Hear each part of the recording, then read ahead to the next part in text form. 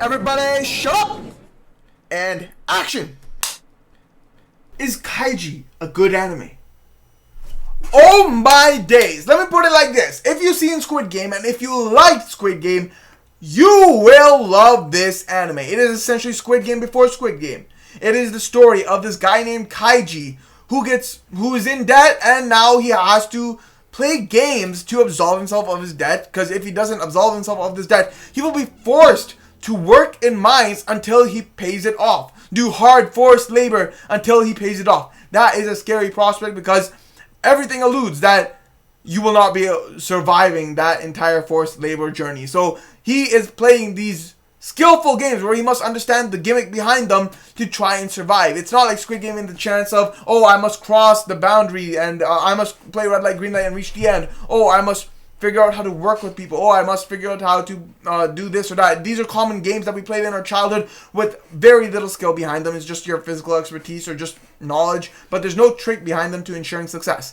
Here, you are playing games where things can be rigged. You're playing games like rock, paper, scissors. How do you win? You have a certain number of rock, paper, scissors, and you're playing in a way where you have to try and gather this is one game. You're playing rock, paper, scissors. You have 4 rock cards, 4 paper cards, and 4 scissor cards, and you have 3 stars. If you win, you take an opponent's star. If you lose, you give a star. And you can, you're trying to take all your opponent's stars. If you have less than 3 stars, you're cooked. Like, every aspect of this game can be cheated and rigged, and that's encouraged, which provides an interesting tactic to this game, approaching every single game. Some games more rigged than others, and it really has you hooked to see how our main character will go about everything. Because one interesting aspect is, our main character isn't some genius.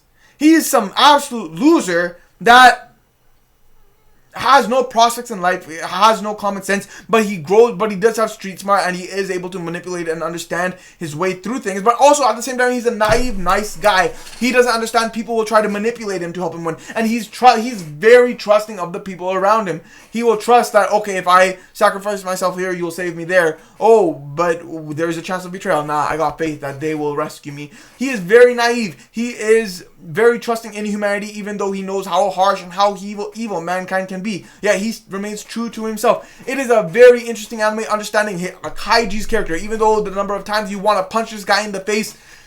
Yeah, most of the time you're hating on this character through and through, but like at the same time, he's very inspirational on the hope and optimism he has and the love he has for his fellow human, even though he's a piece of shit himself. We'll talk more of that in a spoiler bit, which we'll talking about in a second, but yeah, this anime through the games and everything is really enticing. The games are always really cunning and exciting to watch, even though some of them feels like, wait, what the heck, you're just gonna troll over here? Okay. You're gonna add a second aspect to this game?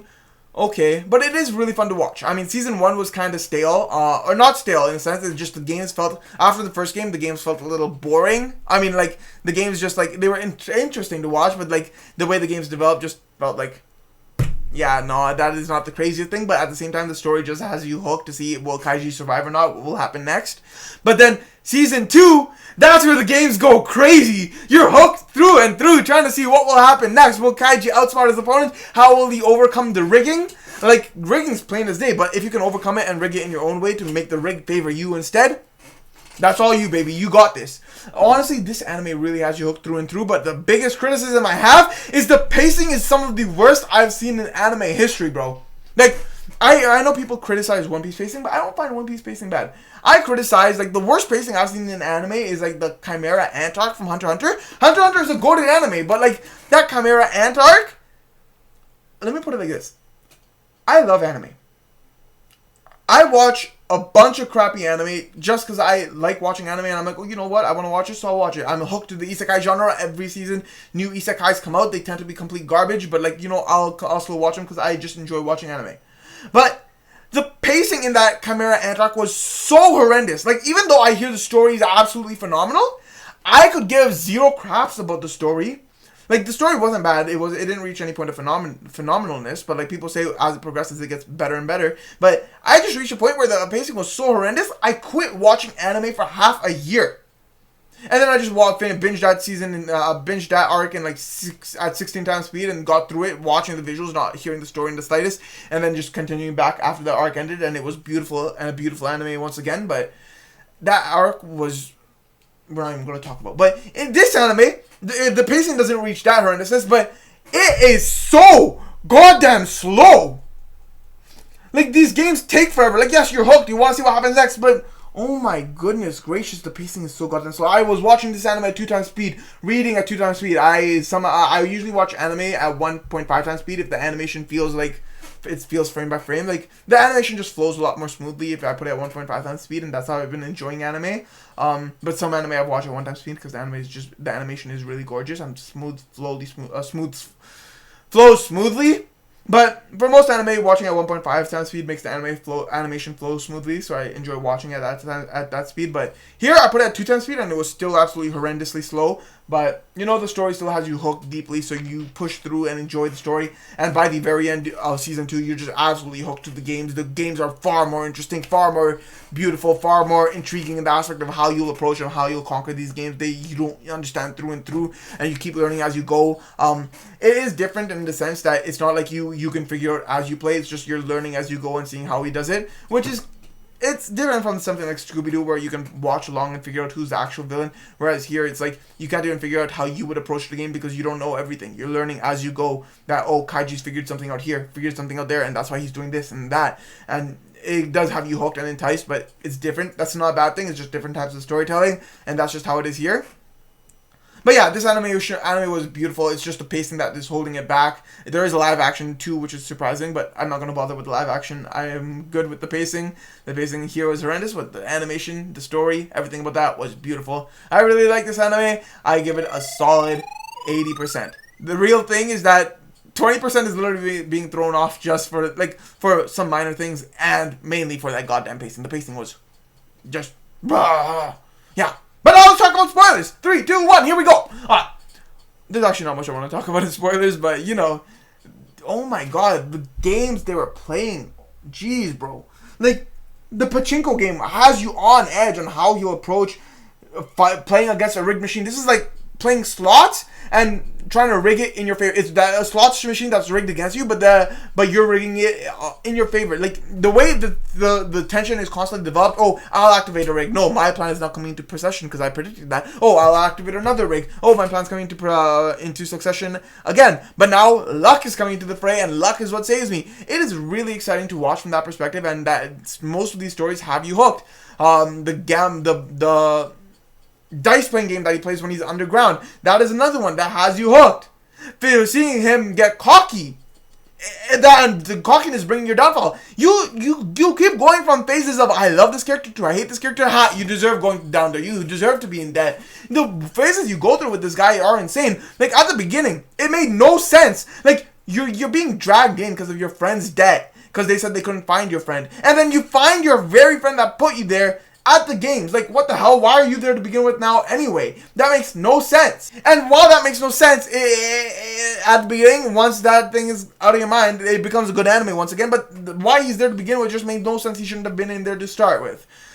They should have never found his friend, but since they did, it made no sense that he was there, but he got dragged in, and now he's in debt, and after that, him being in debt made sense, so everything continued smoothly. The crossing the height game where he got through where practically all his fellow men died except for him at the very end. That game was very stupid the way things progressed, but whatever. That was slow too.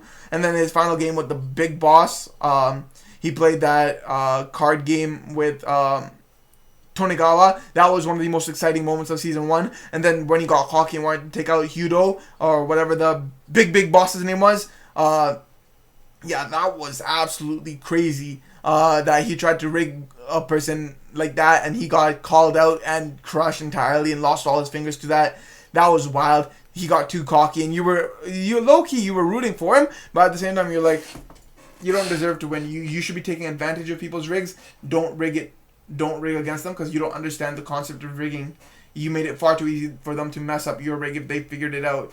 And you were too cocky that he wouldn't, when he's the one rigging all the games that you were playing to begin with. You got too cocky there. And then, like, second season, you're like, oh my god, you learned nothing from the first season. You're still trusting people. Like, you saved them, and then they betrayed you. I was hoping that they would come back and come back with him, and then that they get screwed over from him this time with him not trusting him. But that never happened, because this guy's far too nice a guy, and he keeps trusting people. And this time, he meets people he can actually trust. They had full faith in him in the card game Underground where he was rolling the dice.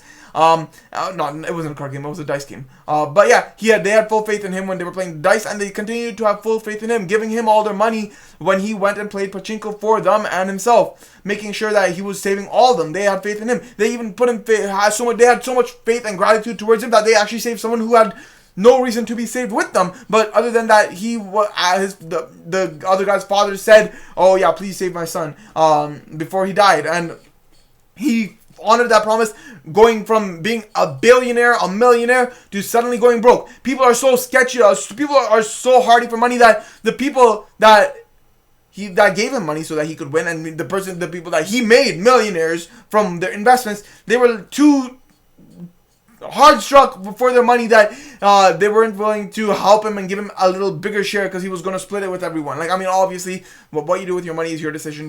They don't need to give you more money, but like, they got so greedy with the interest rates and whatnot that they didn't want to have to give him money, regardless of how grateful they are that it was his brain that got them out of being put in poverty and worthless situations. Like, most humans in this world are shit and stricken by money, and I learned that the hard way too, because I've lent money out to people before, and it's taught me that I should never do that again. Some people have yet to pay me back, because I am a very, unfortunately, nice guy, this anime has really taught me that if I want my money back, I gotta be strict as hell. I gotta turn it to Hiro, goddamn, bruh.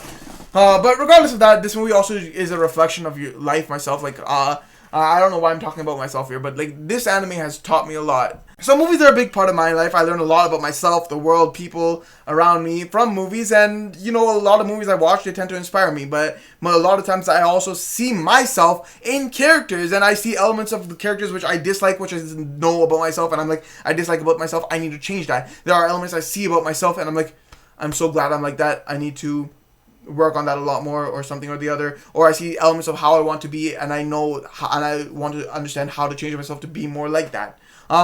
And this movie teaches me so much about myself, not necessarily in the aspect of giving away money or something or the other. I mean, it does teach me that I should stop trusting people to lend money to. It does tell me that if I want my money back, I would have to be a lot more stricter. That soft people cannot survive in this world. You cannot just be that nice guy. Yes, it's important to be kind and trustful. And hell, yeah, you can be very whether you want to be the guy who wants to split the money evenly with everyone around him, or just make sure you take the bigger share for yourself and give everyone what they deserve, because like they won't say no because you've done all the work. But like let's say you're in that situation where you could take 50 million and give everyone 10 million, or you could split it evenly, where in both cases they'll be happy, or they'll be more grateful for splitting evenly, but they won't say no if you take the bigger portion because of what you've done for them. But like regardless, like, it teaches you a lot of how you want to be, but like, if you want to survive in this world and actually be rich, you have to be hard and cutthroat and tough. Like, you can't be that Mr. Nice Guy. But more than that, like, that's not the one thing that I learned about myself here. I don't want to delve too much into myself, but like, I learned a lot of myself in Kaiji, that being nice isn't good, lending money isn't good, don't get cocky. Those are the basic things. But there's also elements of his personality you can see. I don't want to talk about myself, so I'm not going to expose which parts, but like, there are a lot of things you can see in his character that aren't necessarily related to gambling, but just how he is as a person, and you understand that these are elements you like about yourself, or you heavily dislike about yourself and need to change. This is how you interact with people. This is what you need to change about yourself. And throughout this movie, of course, you go through phases of liking and disliking Kaiji because of his actions and how naive he is. But like, sometimes you want to punch him in the face, and sometimes I want to punch myself in the face. But yeah, this movie does teach you a lot about yourself when you take aspects out of context of the film and just put it into how you are. And yeah, this movie was really eye-opening about myself in general, and just the show in general was really entertaining to watch. Understanding Kaiji's character and seeing his journey here, it was something to watch for sure. I really love this movie I really love this anime through and through. It was a fun watch, interesting watch. The pacing was horrendous, but the story makes it worth it, 100%. And yeah, that is Kaiji. I enjoyed this anime, and I think you will too. Peace.